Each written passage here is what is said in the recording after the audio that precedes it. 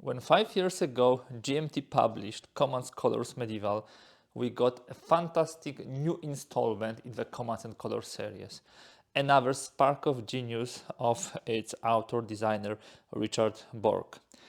After 5 long years of waiting, we are getting first fantastic expansion to this title, Commands Colors Medieval Crusades.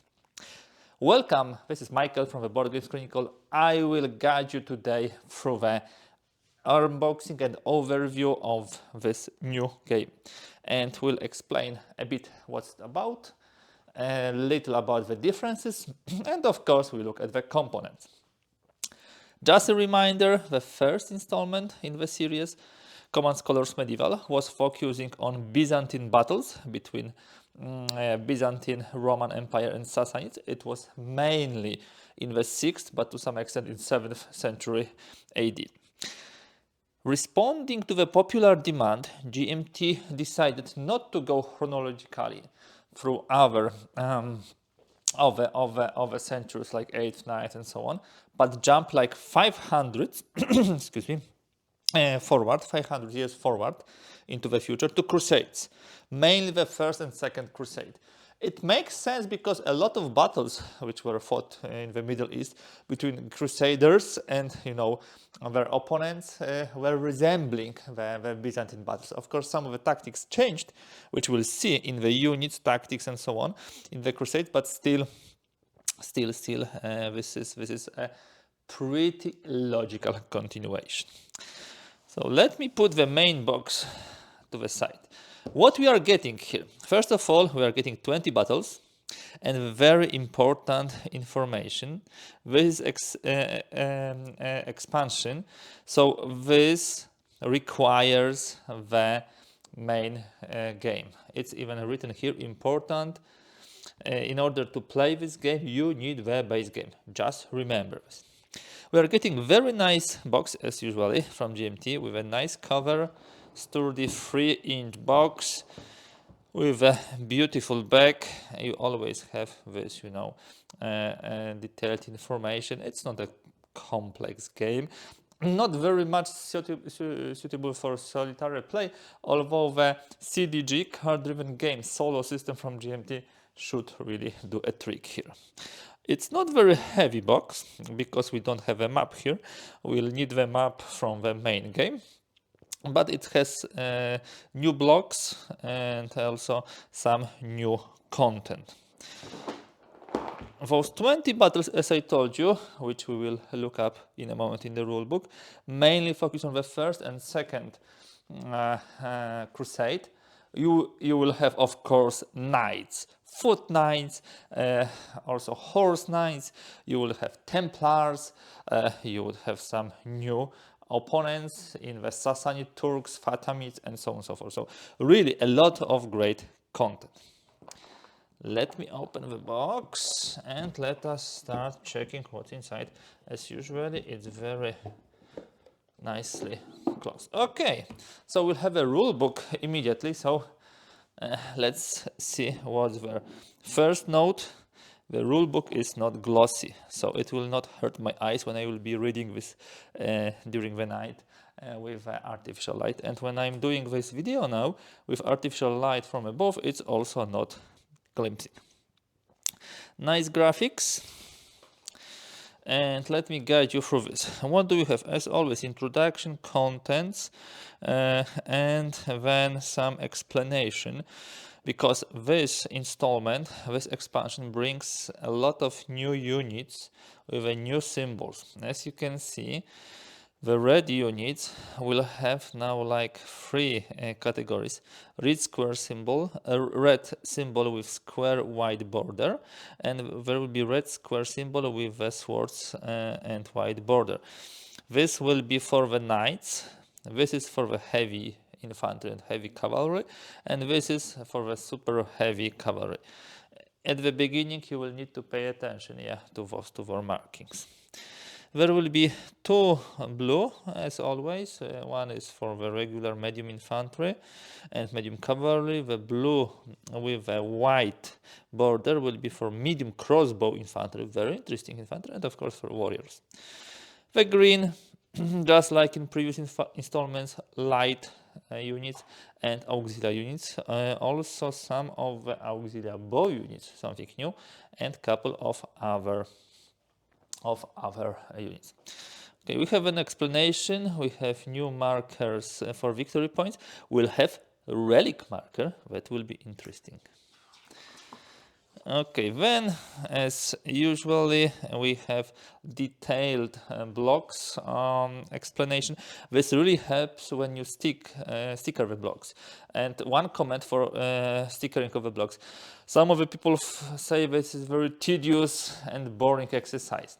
Well, what I'm doing, I'm plugging in some nice music or maybe TV series which I like, and simply during this I'm doing this stuff. As you can see, we will add some of the Byzantine forces and a lot of knight forces to the game. Also some significant addition of the Mid-Eastern.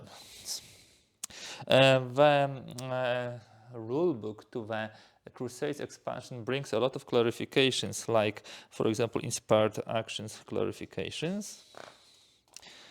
Then we have about setting up the game, and now see, all those markings shows the differences, sorry for this fly, differences between the original Command Scholars Medieval and this new game. For example, auxiliary bow infantry, it's marked with this brownish arrow. That means that this is something new in the game. By the way, I really like how they did the recap and review of the units. They went through all the units which we know from the first part of the game, but also with the new units. So when you refresh your memory or maybe start from this installment, you have them handy. Medium crossbow infantry. This will be something very deadly, because it will hit on swords in range combat. If it moves, it can't fire, but once it's not moving, it's very deadly. From the new units, you will see Foot Knight Infantry, map code K. It has 4 die. It normally ignores 1 sword from lower class, but what is important, those guys will ignore 1 flag, and they will have advance onto Hex and bonus close combat if they win. Similarly for Military Order Templar and Hospitaller Foot Knight Infantry, those guys, although they will have also some special tactic, which is later on explained. A Military Order Foot Knight unit in close combat will score hits when leader symbols are rolled. This is also important. The light change for the light cavalry, let's say, is that they hit now on the swords. We'll have Turcopole light bow, Crusader, allied cavalry, and this will be new unit, I believe. We have new heavy knight cavalry units and heavy military order Templar and Hospitaller units. The graphics for the leader stays. Some of the guys say from our Command Scholars group that they, for example, the Romans look like Santa Claus, and they could actually change the graphics a bit, to which I believe I can concur. Then we have description of the new special rules. I like that they approach it that way. So you have all of those new techniques like cavalry interpenetrate, so you can move cavalry through the infantry, motivated knight cavalry, Crusaders cavalry pursuit and feint retreat, retreat and panic, how to use relics. And then we have also some clarifications. So diminished cavalry superior status. In past, the cavalry could ignore 1 sword when attacked by the infantry, no more. Increased light cavalry unit effectiveness, they will hit on swords. Armor class, something which I believe you will need to learn by heart, this new table. I told you there will be a lot of new symbols in this game, and it shows those 3 red categories, and the super heavy is still the strongest and can ignore 1 sword from all below classes. The knights with this symbol will be ignoring from the lower classes, but not from the super heavy, and the regular heavy only from the blue and green.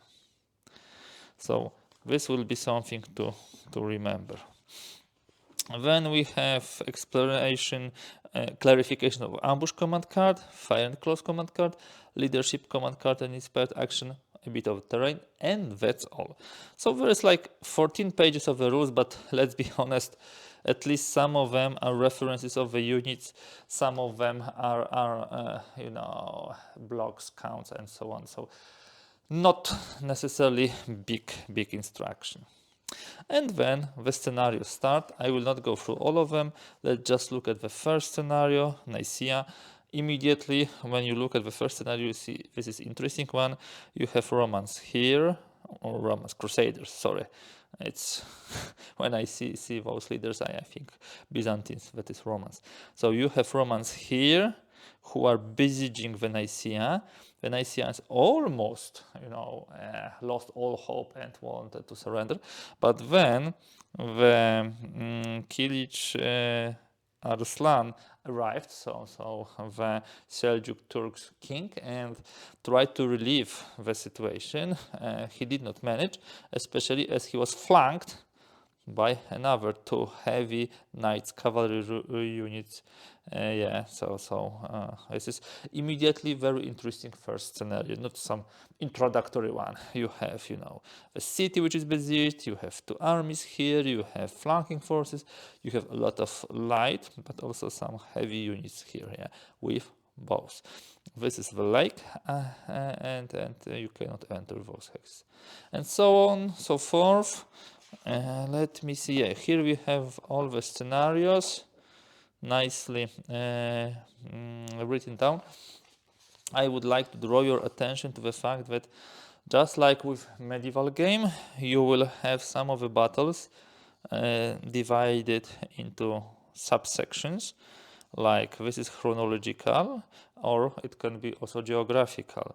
So defendable base camp, attack on the camp, flanking attack. So this is like chronological sequences of the battle, and this will be similar in Hattin also. The rest are usually, the individual battles. So that will be all for the rulebook. Enough of it. It was supposed to be a quick, unboxing and overview, but overview takes too much, and I can talk about this game a lot. Here we have bow, no bow markers, and here we have tokens for inspired actions, the relic, and also victory points, new markers for victory points. We will need some additional terrain. I believe the Crusades will feature much more terrain than the Byzantine battles. You can see marshes, some river, this is the forest. Then we shall have a lot of hills, and to this we have some rough terrain and a lot of camps and the walls, of course. Last but not least, the stickers. So let's have a closer look at some of the knights. The sheet one has a lot of knights. You can see them. Pretty nice graphic, for them. And here we have Turkopol lightbow cavalry. These are also Crusaders. You see Crusaders, and this marks, these all are Crusaders, with the exception of those units who are Mid-Eastern. We have one sheet of stickers, and here we have the other sheet of stickers. Here we have a lot of auxilia, light bow auxilia, and here we have light bow cavalry, and we have the last small sheet, and this will feature the knights, the heavy infantry. Here we'll have Templars, and here we have Hospitaliers. 1, 2, 3, 4, 5, 6. So there is 12 of them, so like 3 units of those.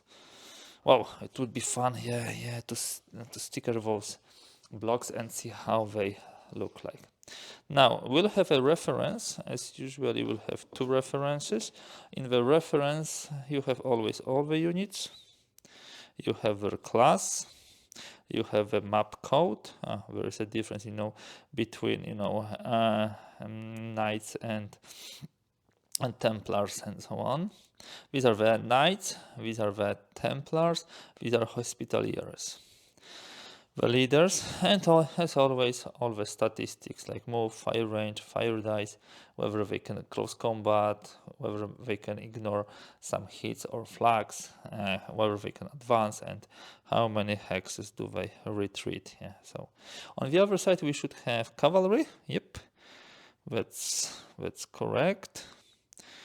And yeah, the light, the medium, and different types of heavy cavalry, with super heavy cavalry tier, being the most, so actually the Catarfacts the most powerful, but also the least mobile, because if they advance and bonus close combat, they cannot move one hex around. Now, this installment, this expansion comes with many new inspired actions. You remember, this was a spark of genius from Richard Borg. He introduced those inspired actions. When you play the inspired leadership action card, you can add inspired action. For Crusaders, you will have those 4: rally, foot onslaught, mounted charge. They are very much resembling the original Command Scholars medieval ones, and we have something new, fighting march. Today I will not be focusing on those new things. I will create additional video on this, but yeah, enough to say that we have some new cool stuff. For the battlefield actions, some of them are similar to the previous ones, like move leader, battle bonus, bravery, but there are also others: recall or rally on leader. So we have, as you can see, 6 of those references. Why? Because we'll have different opponents. So this is Crusaders versus Artukid and Seljuk Turks. This is against Fatimid, and this is against Ayyubids. So let's look from here. Here we'll have 5 inspired leadership actions. Those 3 which resembles the original Command Scholar medieval, and 2 Darken the Sky move, fire move, also from the I would say original Command Scholars medieval. The battlefield actions will be slightly different: Showering Storm and Light Cavalry Swarm, while move, leader, battle bonus, bravery will be the same. If we look at Ayyubids, I hope I have it right, they have 6 inspired actions. Really nice. They have similar battlefield actions like Seljuk Turks, so also light cavalry swarm and showering shooting. And then when we look at the Fatimids, they have 5 inspired actions and not so many battlefield actions. They don't have light cavalry swarm, as you can see. So you see, depending on whom the Crusaders will fight, they will have different opponent and with different special abilities. Then we have the dice. I love those new laser cut die because they are pre-rounded. They are smaller than the original ones, Maybe they will be easier to roll. Honestly, I was thinking that they will not add a new set of dice because you already have 8 of them with a base game, and anyhow you need a base game to play the game. But well, we are getting. I would probably use those as a replacement, not as an add-on to the original ones. Last but not least, the blocks. Here they are. Maybe not so many as in the full game, but still a lot. 4 colors. These are Eastern blocks. This would be Templars, and Hospitaliers will be the red ones. This will be the Crusaders or the Old Byzantines. So there is like 200 of them. A decent pack with some spurs, to work on, and then it would be everything, guys. So as you can see, there is a lot of content here. As for the expansion, I believe it's pretty much. It's of the highest quality, as usually GMT stands up to its reputation. It has a lot of interesting new mechanics which I really would like to bring to the table. It might be, looking at the number of the units, types, special actions, one of the more complex Commands Colors games. Maybe not as Napoleonics, but when I look at this, it might be second to Napoleonic, which also can bring a lot of depth and tactics and strategies which you can utilize, and also a pretty wide array of potential scenarios. That will be all for today, guys. Sorry for this being probably longer than I was initially expecting. You know, I can talk a lot about Commands Colors games. I will definitely create more content. I have idea at least for 2 more materials. One will look at the differences between the original medieval and the new expansion, and the other one will look, of course, at showing some gameplay example. This is something which can present, for example, how the new inspired actions or special actions are working, how those units, you know, behave in action.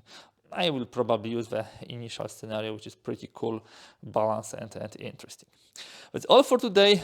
If you liked this video, guys, do not hesitate, give a thumbs up. If you'd like to see more content like this, kindly please subscribe.